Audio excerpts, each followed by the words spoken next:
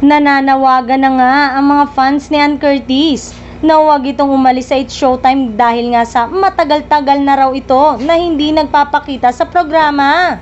Sabi nga ng mga fans, iba ang saya kapag kasama si Ann. Iba ang naidudulot nitong energy kapag nakikipag-banter kina Vice Ganda, Vong Navarro, Jong Hilario, Ogie Alcacid at Kim Chu.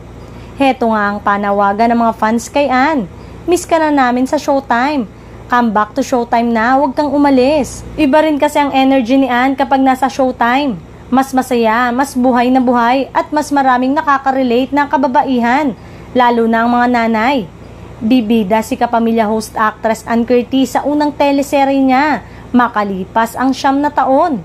Dito ay sinabi ni Ann na kaya nawawala siya sa show ay dahil kumakambak na siya sa aktingan ulit. Inanunsyo ng pagbabalik teleserye niya sa Philippine adaptation ng hit Korean show na It's Okay to Not Be Okay, kasama sina Carlo Aquino at Joshua Garcia. Huling teleseryeng pinagbidahan ni Ann ang Mars Ravelos Jezebel noong 2014.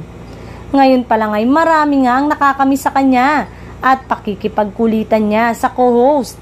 Isa pa sa mga inaabangan sa kanya ay kapag may bulol moments siya sa pagbigkas ng kanyang spills na nasa Tagalog o Filipino.